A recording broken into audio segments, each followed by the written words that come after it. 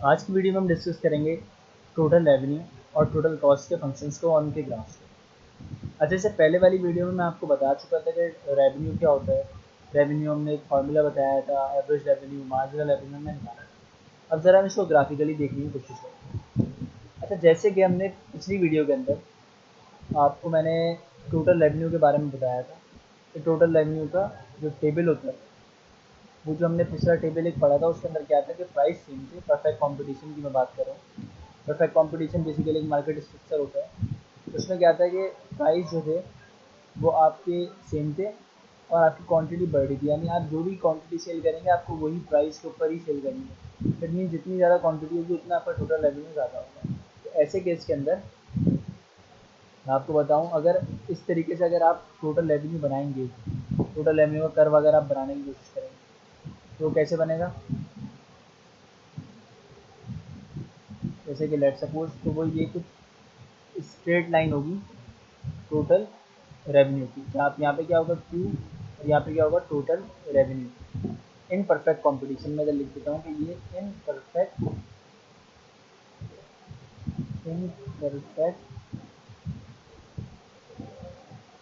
Competition, ठीक है। In perfect competition, ये इस तरीके का टोटल रेवेन्यू का हमारा कर्व होगा। अच्छा, अब ऐसे कर्व के बाद होता क्या है कि मार्जिनल रेवेन्यू परफेक्ट कंपटीशन में, जब हम कहते हैं कि मार्जिनल रेवेन्यू और एवरेज रेवेन्यू आपका कांस्टेंट रहता है, ठीक है। कांस्टेंट का मतलब होता है सेम रहता है, यानी मार्जिनल रेवेन्यू और एवरेज रेवेन्यू आपका सेम रहता है टोटल इन परफेक्ट कंपटीशन। ये परफेक्ट कंपटीशन में क्यों, क्योंकि प्राइस सेम होता है। अच्छा, अब अगर आप इसको ग्राफिकली देखना चाहें तो कैसे देखेंगे आपको बता। होता क्या है कि जो भी आपके पॉइंट्स लगे हैं, इन पॉइंट्स के पास अगर आप एक टेंजेंट ड्रॉ करते हैं, टेंजेंट का मकसद होता है कि वो लाइन जो कि सिर्फ उस पॉइंट को जस्ट टच करके चली है, ठीक है। तो अगर आप इनमें से किसी भी एक पॉइंट के ऊपर भी टेंजेंट बनाते हैं तो वो कुछ ऐसी ही बनेगी, ठीक है। अच्छा, ये टेंजेंट जितनी भी आपकी बन रही होंगी, ये सारी जो है ना वो एक ही तरीके की होंगी, यानी इनका जो स्लोप होगा वो कुछ सेम होगा। अच्छा, स्लोप के बारे में मैं फिर आपको बता दूँ। देखिए, दो किस्म के स्लोप होते हैं, एक होता है स्टीपर और एक होता है फ्लैटर, ठीक है। अच्छा, स्टीपर और फ्लैटर आप कैसे देखते हैं, वो इस तरह देखते हैं कि देखिए, जितना ज़्यादा स्टीपर होगा ना उतना ही वर्टिकल होगा। यानी अगर आप कहेंगे ये वर्टिकल है ग्राफ में, तो ये कहलाता है स्टीपेस्ट, कह लें या कह लें क्या कहते हैं वर्टिकल। और जितना ज़्यादा जो है वो क्या कहते हैं वर्टिकल होगा उतना ज़्यादा कर्व स्टीपर कहलाएगा, और जितना ज़्यादा कर्व हॉरिजॉन्टल होगा उतना ही ज़्यादा वो कर्व फ्लैटर कहलाएगा, ठीक है। तो इस तरीके से आप यहाँ देखेंगे, जब अगर अपने इस पोर्शन को या इस टेंजेंट्स को, तो ये सारे आपको एक ही शेप में नज़र आ रहे होंगे। यानी अगर कोई ऐसा शेप है तो उससे अगले पॉइंट का भी शेप ऐसा ही होगा। ऐसा नहीं होगा कि पहले का ये है दूसरे का ये हो गया, तीसरा जो है वो बिल्कुल यूँ हो गया, ऐसा नहीं होता।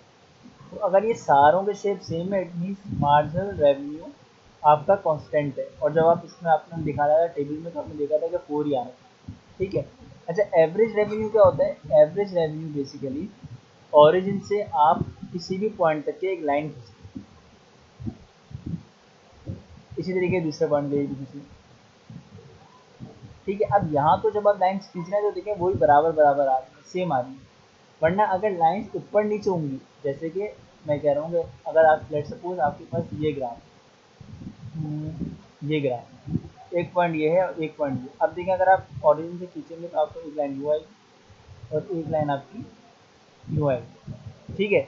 इसका मतलब क्या हुआ कि पहली वाली लाइन से दूसरी वाली लाइन नीचे की तरफ है, इसका एंगल नीचे की तरफ है। इट मीन्स एवरेज रेवेन्यू या जो भी चीज़ है ये वो डिक्रीज कर रहा है जितना नीचे आप जाते जाएंगे। अगर ऐसा कोई कर्व बना हुआ है आपका ऐसा वाला, और आपको ये पॉइंट, तो आपको पता चल जाएगा कि भाई मेरा एवरेज रेवेन्यू हर पॉइंट पे गिर रहा है।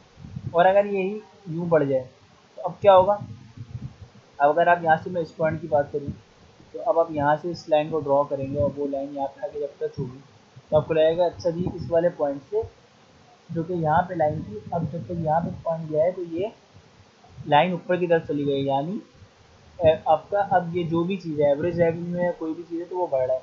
तो एवरेज रेवेन्यू बेसिकली ओरिजिन से लाइन स्ट्रेट पॉइंट तक के खींचेंगे तो आपको एवरेज रेवेन्यू मिलेगा, और अगर पॉइंट के ऊपर आप टेंजेंट बनाएंगे तो वो आपको मार्जिनल रेवेन्यू देगा। अब इसको हम डिटेल में आगे डिस्कस करेंगे तो वहाँ क्लियर होगा कि जब टोटल रेवेन्यू का ग्राफ डिफरेंट होता है। यहाँ देखिए सब कुछ सेम है, तो इसलिए मार्जिनल रेवेन्यू हो या एवरेज रेवेन्यू दोनों सेम होंगे, क्योंकि यहाँ पे प्राइस सेम थी। परफेक्ट कॉम्पिटिशन की बात, ठीक है जनाब। तो ये परफेक्ट कॉम्पिटिशन में टोटल रेवेन्यू का मैंने आपको समझाया कि होता क्या और किस तरीके से हम एवरेज रेवेन्यू और मार्जिनल रेवेन्यू निकालते हैं। अच्छा, बाकी हमें सब कुछ पता है कि टोटल रेवेन्यू निकलता है कैसे, प्राइस इंटू क्वांटिटी, ठीक है। जैसे क्वांटिटी लेट सपोज 10 है, प्राइस होगा 4, तो ये बन गया आपकी 4। क्वांटिटी बढ़ गई या कह लेंगे कहते क्वांटिटी अगर बढ़ गई तो प्राइस सेम रहे तो आपका टोटल रेवेन्यू बढ़ जाएगा, ठीक है। ये तो हो गया टोटल रेवेन्यू की बात, जो कि बहुत ही आसान होती है, ठीक है। अब बात आती है टोटल कॉस्ट की।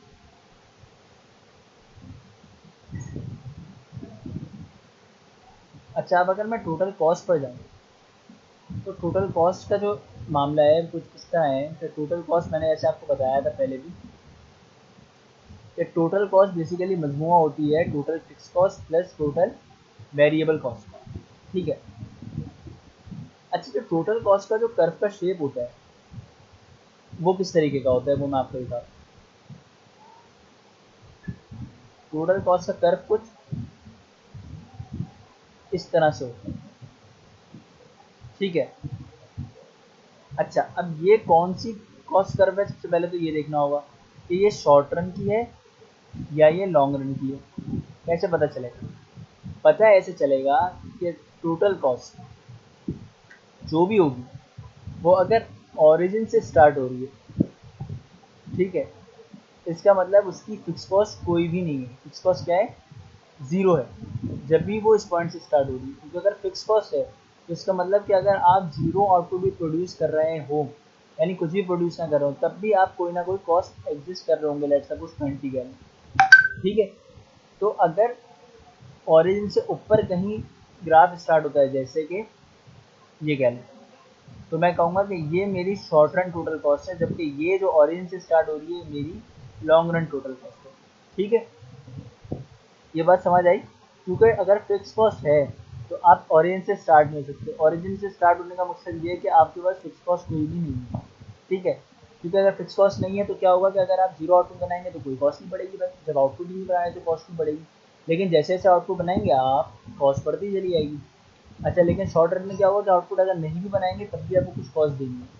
तो इस तरीके से देंगे। 20 का मकसद क्या है ये वाले पॉइंट का, कि अगर आप कोई भी आउटपुट नहीं बना रहे फिर भी आप 20 दे रहे हैं, इट मीन आपकी टोटल फिक्स कॉस्ट है, और अगर आउटपुट बढ़ाएंगे तो आप ऊपर की तरफ जाते रहेंगे, ठीक है। तो ये शॉर्ट रन कॉस्ट और लॉन्ग रन कॉस्ट का डिफरेंस मैंने आपको बताया। अच्छा जी, अब अगर मैं आपसे कुछ बात करूँ इसी हवाले से, तो देखिए शॉर्ट रन कॉस्ट और लॉन्ग रन कॉस्ट में जो मेजर फ़र्क है वो है यही कि इसमें फिक्स कॉस्ट नहीं होती, क्योंकि उसमें दोनों फैक्टर या जितने भी फैक्टर्स होते हैं वो वेरिएबल होते हैं। जबकि लॉन्ग रन कॉस्ट के अंदर जो है वो फिक्स कॉस्ट नहीं होती, क्योंकि जबकि टोटल मैं आपको बता रहा था कि शॉर्ट रन कॉस्ट के अंदर जो है फैक्टर्स में से कोई एक फिक्स होता है, जबकि लॉन्ग रन के अंदर कोई भी फिक्स नहीं होता, ठीक है। अच्छा, अब इसके आगे जब हम बढ़ते हैं, टोटल कॉस्ट के हमने कर्व देख लिए, लॉन्ग रन टोटल कॉस्ट और शॉर्ट रन टोटल कॉस्ट का फर्क देख लिया। अच्छा, होता क्या है कि इससे पहले मैं अगर आपको बताऊं कि इसका जो आप शेप देख रहे होंगे, हो सकता है कुछ लोगों को डाउट हो कि ये शेप ऐसा क्यों है और ये शेप ऐसा नज़र क्यों आता है हर जगह। तो इसकी मैं वजह बता दूं। वजह ये है कि अगर आप शॉर्ट रन की बात करें तो एक फैक्टर ऑफ प्रोडक्शन होता है, वो कौन सा होता है? Labour. Labour with the given amount of capital, यानी कोई एक अमाउंट दी हुई होती है कैपिटल की फिक्स, जिसके ऊपर लेबर लगाया जा रहा होता है। तो इस वजह से होता क्या है कि एक हद तक के जैसे जैसे आप लेबर लगाते हैं आपका आउटपुट बढ़ता चला जाता है, लेकिन एक टाइम आता है कि लेबर का डिमिनिशिंग रिटर्न आया। डिमिनिशिंग मार्जिन रिटर्न क्यों आता है? क्योंकि उसकी प्रोडक्टिविटी उस फिक्स जगह के ऊपर हर एडिशनल लेबर लगाने के बाद जो प्रोडक्टिविटी मार्जिनल तौर के ऊपर देखी जाती है वो क्या होती है, कम से कम होती चली जाती है। होता क्या है कि ऐसे एक ज़मीन है, उस पर एक लेबर लगाया, वो बहुत प्रोडक्टिविटी देगा क्योंकि उसके पास पूरी की पूरी ज़मीन खाली है। फिर एक और आएगा, उसमें बढ़ जाएगी। फिर इस तरीके करते करते एक टाइम ऐसा आएगा कि हर नया बंदा जो आ रहा होगा वो पिछले वाले से कम प्रोडक्टिविटी दे रहा होगा। क्यों? क्योंकि बंदे ज़्यादा हो जाएंगे, हर चीज़ इस्तेमाल में आ रही होगी, उसके अंदर उसको कम प्रोडक्टिविटी होगी बनस्बत पहले वाले से। तो ये डिमिनिशिंग मार्जिनल रिटर्न्स कहलाते हैं। एक टाइम आएगा कि आप अपने पीक पे पहुंच जाएंगे, यानी जो प्रोडक्टिविटी होगी बढ़ ज़रूर रही होगी टोटल प्रोडक्टिविटी, लेकिन मार्जिनल प्रोडक्टिविटी कंटिन्यूसली डिमिनिश हो रही होगी। और एक टाइम आएगा कि मार्जिनल प्रोडक्टिविटी जीरो हो जाएगी, यानी एक नया बंदा लगाने से आपकी प्रोडक्टिविटी वो आपको कुछ भी नहीं देगा। और वो पॉइंट होगा जहाँ पे आप अपनी मैक्सिमम टोटल प्रोडक्टिविटी देख लेंगे। क्यों? क्योंकि उसके बाद अगर आपने मजीद लगाया तो आपका टोटल प्रोडक्टिव यानी मार्जिनल प्रोडक्टिविटी नेगेटिव हो जाएगी। यानी वो बंदा जो कि अब लगता है अगर, तो वो उल्टा प्रोडक्ट देने के बजाय, बेनिफिट देने के बजाय उल्टा बेनिफिट लेने लग जाएगा, यानी दूसरों को भी डिस्टर्ब करने लग जाएगा, जिससे ऑल टुगेदर प्रोडक्टिविटी कम हो जाएगी। तो ये जो पीक है टोटल प्रोडक्टिविटी का नज़र आ रहा है, अगर इसके बाद मैं थोड़ा सा यूँ कर दूँ तो ये बट पोर्शन वो वाला आ जाता है जहाँ पे मार्जिनल प्रोडक्टिविटी नेगेटिव हो जाती है। ये पीक होती है। ये पीक क्या कहलाती है? बेसिकली ये पीक होती है जहाँ पे marginal productivity of labour is equal to zero हो जाती है। ठीक है? और जीरो क्यों होती है? क्योंकि ये वो पीक होती है कि इसके बाद अगर आप और मजीद लेबर लगाएंगे तो वो नेगेटिव आउटपुट देने लग जाएंगे। ठीक है? तो ये डिमिनिशिंग रिटर्न्स की वजह से। अच्छा, अब देखिए डिमिनिशिंग रिटर्न बेसिकली क्या होगा, यानी एक तरीके से देखा जाए तो आप हर लेबर को एक ही कॉस्ट दे रहे हैं, लेकिन हो क्या रहा है कि पहले वाले लेबर ने तो आपको बहुत आउटपुट दिया, दूसरे वाला आपको जो आउटपुट दे रहा है वो इतना नहीं है। यानी अगर मैं कहूँ कि पहला वाला मुझे 10 आउटपुट दे रहा है, 10 यूनिट ऑफ, कह लें 10 यूनिट ऑफ चेयर्स बना रहा है, तो क्या हुआ कि मैंने उसको दी लेट सपोज 100 वेज, तो मैं क्या कहूँगा कि यार 10 आउटपुट मेरे उसने बनाकर दे दिए, इसका मतलब पर यूनिट ऑफ आउटपुट मुझे कितना पड़ा? पर यूनिट ऑफ आउटपुट मुझे 10 रुपये की कॉस्ट पड़ी। ठीक है? अगर मैं खाली लेबर की हद तक के महदूद रहूँ, ताकि मैं सिंप्लीफिकेशन चाह रहा हूँ ताकि आपको समझ आए। अच्छा, अब हुआ क्या कि आप जो दूसरा लेबर लगाया उसने टोटल तो 5 दिए, और मतलब टोटल प्रोडक्टिविटी 15 हो गई, लेकिन उसने 5 दिए। अच्छा, अब क्या हुआ कि उसको भी आपने 100 रुपये दिए, लेकिन हुआ ये कि उसने 5 आपको दिए। इसका मतलब अब आपको कितनी यूनिट कॉस्ट पड़ रही है? Per unit cost, average cost देखी जाए तो आपको पड़ी है 20 रुपये। ठीक है? तो आपकी कॉस्ट बढ़ती चली जा रही है। ठीक है? शुरू में तो ये हो सकता है कि आपको अच्छा प्रोडक्ट देने लग जाए, यानी लेट सपोज वो 25 दे दे, फिर वो आए थोड़ा और ऊपर, वो आपको फिर समझ लें 35 दे दे, फिर और ऊपर आए, अब फिर आएगा टाइम उसका 40 का, फिर आएगा उसका टाइम आपका 43 का, फिर 45 का, लेट सपोज ऐसे। तो एक टाइम तक के तो आपकी कॉस्ट जो है वो, जो अगर ज़्यादा प्रोडक्ट दे रहा होगा हर नया आने वाला बंदा पिछले वाले से, तो आपको कॉस्ट कम पड़ रही होगी। लेकिन जैसे जैसे अगर वो प्रोडक्ट कम देने लग जाएगा प्रोडक्टिविटी, तो आपको कॉस्ट बढ़ जाएगी। तो यही सिनेरियो आपका फिर यहाँ आता है, जो कि हम यहाँ देखते हैं। टोटल कॉस्ट के टर्म में होता क्या है कि शुरू में ये कुछ इस तरह का बनता है। इस तरह का बनने का मकसद ये है कि ये वाला जो शुरू का पोर्शन होता है जहाँ पे टोटल कॉस्ट पर कुछ यूं करके जाता है, यानी ये वाला जो पोर्शन होता है, ये कह लें ये वो पोर्शन होता है जहाँ पे उसकी जो कॉस्ट होती है वो कहलाती है basically increasing marginal return. Increasing marginal return किस क्या मकसद हुआ इंक्रीजिंग मार्जिनल रिटर्न का? इंक्रीजिंग मार्जिनल रिटर्न इस एस्पेक्ट से देखा जा रहा है कि देखिए मार्जिनल प्रोडक्टिविटी जो रिटर्न मिल रहा है शुरू में, वो क्या है, हर एडिशनल बंदे को लगाने से आपको पिछले वाले से ज़्यादा प्रोडक्टिविटी मिल रही है। तो ऐसे जगह पे जहाँ तक कि आपको ज़्यादा प्रोडक्टिविटी मिल रही होगी हर एडिशनल बंदा लगाने से, वहाँ पे टोटल कॉस्ट कर्व के अंदर इंक्रीजिंग मार्जिनल रिटर्न कहलाएगी वो जगह। क्या मतलब हुआ इंक्रीजिंग मार्जिनल रिटर्न? यानी टोटल प्रोडक्टिविटी बढ़ रही है, मार्जिनल प्रोडक्टिविटी बढ़ रही है, जहाँ तक कि मार्जिनल प्रोडक्टिविटी बढ़ रही है वहाँ तक कि आपको कॉस्ट क्या पड़ रही है? हर एडिशनल लेबर लगाने के बाद आपको टोटल कॉस्ट कम पड़ रही है। यानी बेसिकली क्या हो रही है आपकी, जैसे जैसे आप आउटपुट बढ़ा रहे हैं आपकी कॉस्ट डिक्रीज हो रही है। यानी डिक्रीजिंग कॉस्ट का फॉर्मूला आ रहा है, या आप कह लेंगे कहते हैं कि आप हर एडिशनल आउटपुट बनाने के ऊपर आपको पिछले वाले से कम कॉस्ट लगानी पड़ रही है, मार्जिनल कॉस्ट, ठीक है। ये वाला पोर्शन होता है। फिर एक आता है ये कांस्टेंट का, जहाँ पे एकदम फ्लैट हो जाता है। ये वो पोर्शन होता है जहाँ पे कांस्टेंट मार्जिनल रिटर्न होता है, यानी मजीद अगर आप लेबर लगाएंगे तो आपको वो उतना ही आउटपुट देगा जितना कि पहले वाला दे रहा था, उससे ज़्यादा नहीं देगा, ठीक है। ये कांस्टेंट होता है, तो यहाँ पे कॉस्ट भी फिर कांस्टेंट हो जाती है, लाजमी सी बात है। फिर एक पोर्शन आता है ये वाला। ये कौन सा पोर्शन है, जब आप टोटल प्रोडक्टिविटी में देखें, जब आपका मार्जिनल प्रोडक्टिविटी डिमिनिश करना शुरू हो जाता है, जिसको हम कहते हैं डिमिनिशिंग मार्जिनल रिटर्न। अब ऐसे केस में क्या होता है, जब टोटल कॉस्ट बढ़ने लग जाती है, तो फिर वो पोर्शन आपको यहाँ पर नज़र आता है, जहाँ पे पता चलता है कि डिमिनिशिंग मार्जिनल रिटर्न आपका आपको क्या कर रहा है कि आपकी कॉस्ट को बढ़ा रहा है। तो ये कुछ इस तरीके का जो यूनिक किस्म का जो शेप होता है वो इस वजह से होता है।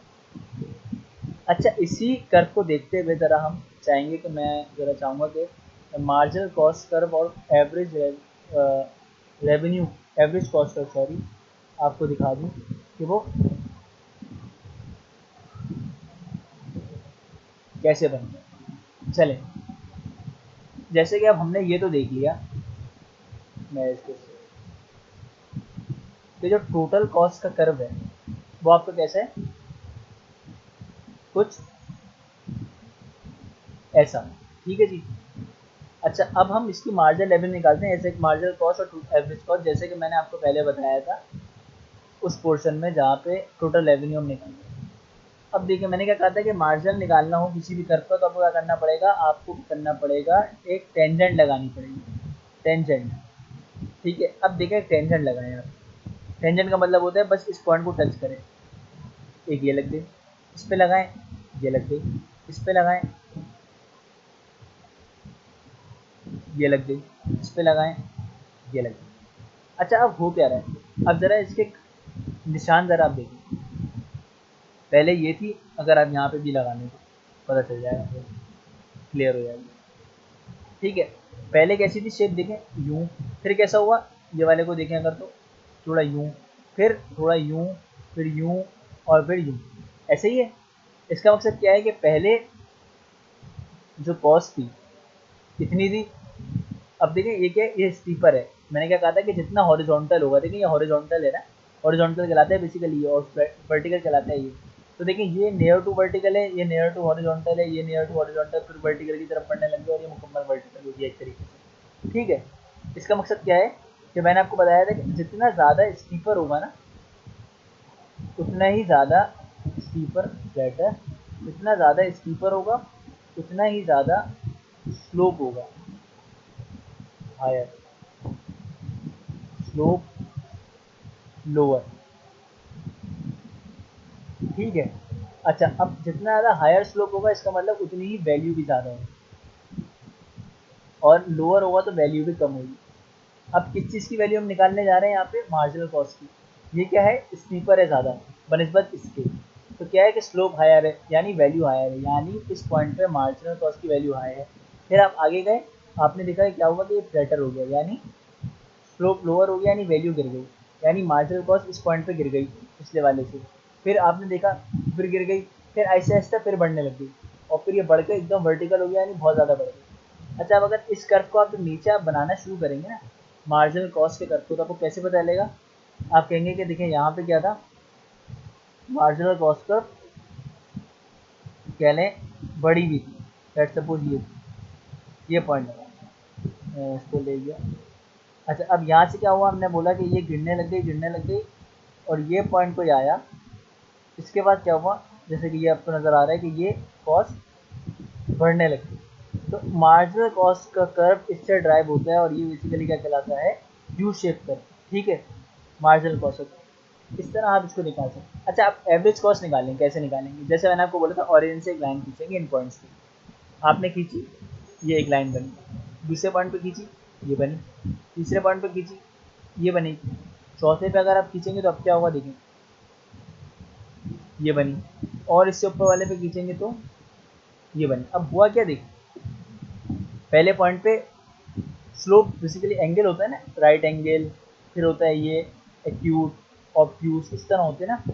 तो अब देखिए ये यहाँ पे क्या था, जीरो से ओरिजिन की लाइन खींची थी, ये कुछ इस तरह का शिफ्ट हुआ, फिर क्या हुआ, कुछ यूँ हुआ, फिर एक टाइम ये तीसरे के बाद जब इधर पहुँचे तो ये वापस से यूँ जाने लगे, ऐसे ही हो रहा है। इसका मतलब क्या है कि देखें, जैसे जैसे स्लोप गिर रहा है, एंगल गिर रहा है, तो इसका मतलब एवरेज कॉस्ट आपकी गिर रही है। लेकिन यहाँ आने के बाद जब आप वापस यहाँ गए तो आप वापस एंगल बढ़ गया और फिर और बढ़ गया, इसका मतलब इस पॉइंट तक गिरी फिर वापस बढ़ने लगी, ठीक है।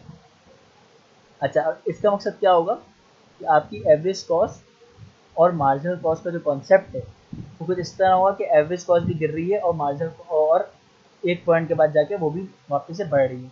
लेकिन एक चीज़ जो इसमें हमें समझने वाली है वो ये है कि एवरेज कॉस्ट और मार्जिनल कॉस्ट का जब हम कर्व बनाते हैं तो हम कैसे कंफर्म करेंगे कि क्या चीज़ ज़्यादा है क्या चीज़ कम है। तो देखें, आप इसको यहाँ से क्लियरली देख सकते हैं कि जब आपने यहाँ टेंजेंट बनाया था तो टेंजेंट का क्या स्लोप था। अगर मैं इसको और खुला करके ज़रा बनाने की कोशिश करता हूँ तो ताकि हमें समझ आ जाए, एक एक पॉइंट को लेके चलते हैं। भाई ये टेंजेंट बनाई, टेंजेंट यू थी, ओरिजिन का लाइन खींची तो कुछ यूँ में आगे ले गया, ठीक है। और ज़रा इसको इंडिपेंडेंटली इसको ज़रा देखिए कैसी है।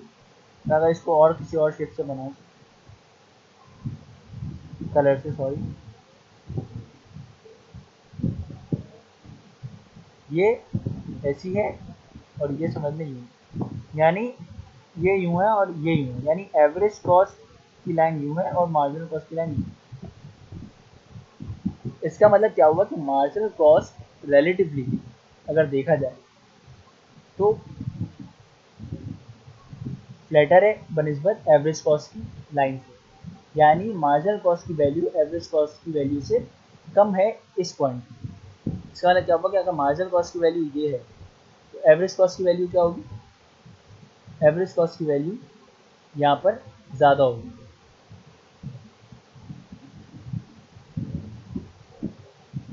ठीक है जनाब, तो लेट सपोज ये वैल्यू होगी। अच्छा, इससे आगे जाएं, ये वाले पॉइंट पर आएगा। इस वाले पॉइंट पर देखें, आपको क्या नज़र आ रहा है कि ये इस तरह का टेंजेंट है मार्जिनल कॉस्ट का, और जबकि जो ये जो पॉइंट जा रहा है ये कुछ इस तरह है, यानी अभी भी मार्जिनल कॉस्ट ज़्यादा होगी अगले पॉइंट पर भी। लेट सपोज जैसे अगर ये यहाँ पर है मार्जिनल कॉस्ट तो एवरेज कॉस्ट यहाँ होगी, ठीक है। अच्छा, उससे आगे गए हम, यहाँ क्या हो रहा है, यहाँ देखिए, यहाँ जो मार्जिनल कॉस्ट है वो कुछ यूँ है और जो एवरेज कॉस्ट आगे कट हो रही है वो आपका बिल्कुल समझ लें, क्या कहते हैं, यहाँ पे भी एवरेज कॉस्ट ज़्यादा है और मार्जिनल कॉस्ट कम है, यानी ये पॉइंट हो गया लेट सपोज। अच्छा, लेकिन जब आप यहाँ आएंगे तो क्या होगा, क्या समझना, आप इस तरीके चलते रहे, सॉरी, आप चलते रहे। अब क्या है कि ये पॉइंट देखें, अब इस पॉइंट में क्या नज़र आ रहा है कि ये मार्जिनल कॉस्ट पे लाइन है, जबकि जो अगर आप ये देखें एवरेज कॉस्ट की तो वो यूँ कट करें, यानी अब मार्जिनल कॉस्ट यूँ हो गई और एवरेज कॉस्ट यूँ हो गई, यानी मार्जिनल कॉस्ट ज़्यादा फ्लैट हो गई, स्टीप हो गई है, जबकि इसको समझिएगा बिल्कुल, मार्जिनल कॉस्ट स्टीप हो गई है जबकि एवरेज कॉस्ट आपकी मार्जिनल कॉस्ट के हवाले से फ्लैटर है बनिस्बत। इसका मतलब यहाँ एवरेज कॉस्ट की वैल्यू कम हो गई और मार्जिनल कॉस्ट की वैल्यू ज़्यादा हो गई। अच्छा, ये कौन सा पॉइंट कहलाएगा, ये वो पॉइंट होगा जहाँ से मार्जिनल कॉस्ट की वैल्यू बढ़ने लगेगी, ये वो पॉइंट होगा जहाँ पर आपकी एवरेज कॉस्ट मिनिमम होगी, ठीक है। यानी मिनिमम का मतलब कि बिल्कुल नीचे आएगी और वापस से जब वो एवरेज कॉस्ट बढ़ने लगेगी तो साथ ही साथ फिर क्या उल्टा क्या हो जाएगा कि मार्जिनल कॉस्ट उससे ज़्यादा हो जाएगी, जैसे कि आपको यहाँ पे नज़र आ रहा है। तो जब अगर आप इसको, इन ग्राफ्स को थोड़ा खोल के बनाएंगे, अगर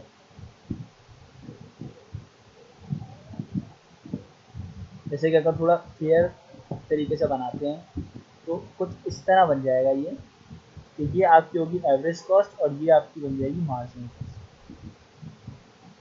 ठीक है। तो ये कॉन्सेप्ट है इस तरीके से समझाने का कि ये होता है मार्जिनल कॉस्ट और एवरेज कॉस्ट, इस तरीके से आप कॉस्ट फंक्शन से निकाल सकते हैं। आई होप आपको समझ आया होगा, ठीक है। तो आप पहले इस वीडियो को देखें, इसको समझिए, फिर इसके बारे में सवाल कीजिएगा, फिर हम आगे की वीडियो देखिएगा, ठीक है। Thank you.